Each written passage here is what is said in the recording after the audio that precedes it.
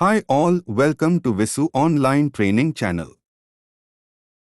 Welcome to Visu Online Training. Today, we're going to step into the success of your professional development by exploring the anatomy and physiology of the cardiovascular system. This concise training session is designed to provide you with a solid foundation in the heart's structure, how it functions to keep us alive, and the common diseases that can affect this vital system, all from the comfort of your own home. Before we dive into the details, let's look at our roadmap for today. We have 4 primary learning objectives. First, we'll master heart anatomy, including the chambers, valves, and vessels. Second, we will explain cardiac physiology, specifically the cardiac cycle and the electrical conduction system. Third, we'll learn to recognize common cardiovascular diseases and their corresponding ICD-10 codes.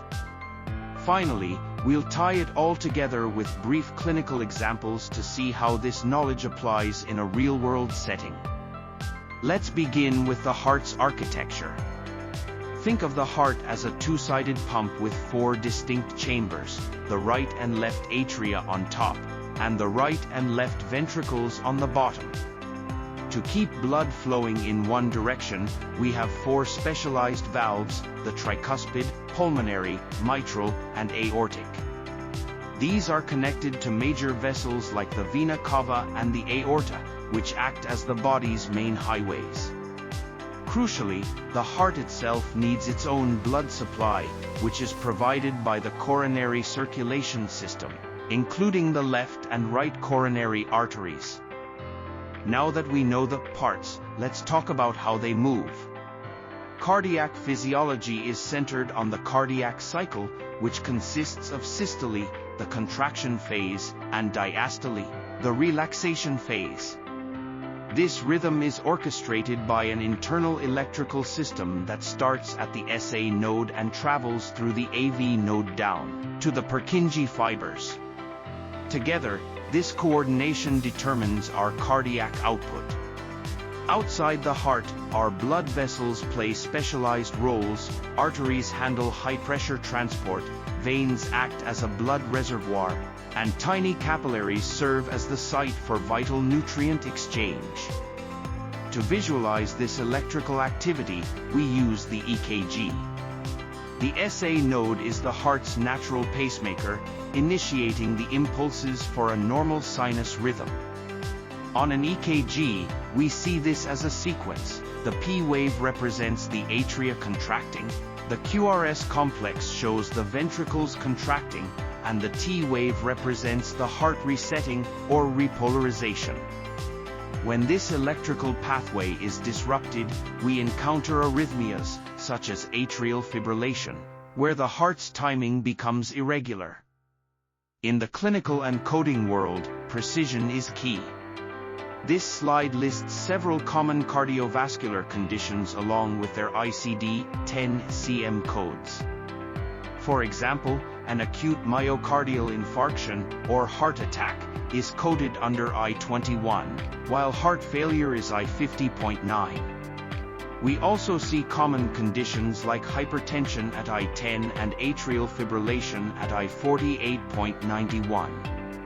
Recognizing these codes is essential for accurate documentation and understanding the severity of a patient's condition, ranging from valve stenosis to peripheral artery disease.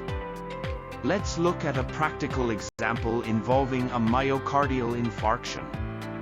Imagine a 50-year-old male presenting with crushing chest pain and ST elevation on his EKG. Based on the documentation of an anterolateral STEMI, we would use code I-21.09. Beyond the code, the clinical management focuses on rapid reperfusion through PCI and the MONAB protocol, which stands for morphine, oxygen, nitroglycerin, aspirin, and beta blockers, followed by guideline-directed long-term therapy. Prevention is just as important as treatment. We can categorize risk factors into major areas like smoking, diabetes, and hypertension. Primary prevention focuses on stopping disease before it starts through lifestyle changes and blood pressure control. Secondary prevention, on the other hand, aims to prevent a recurrence in patients who have already experienced a cardiac event, often involving medications like statins or antiplatelets and participation in cardiac rehabilitation programs. To ensure accuracy in your work, it is vital to use reliable coding sources. We recommend referring to the CDC's official ICD-10-CM guidance and tabular list for the most up-to-date rules.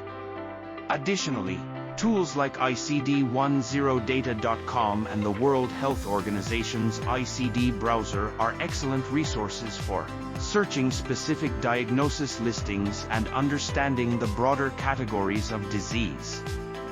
As we wrap up, a quick note for our trainers and coders: always confirm the exact level of granularity in the ICD-10-CM codes based on the provider's official documentation before billing.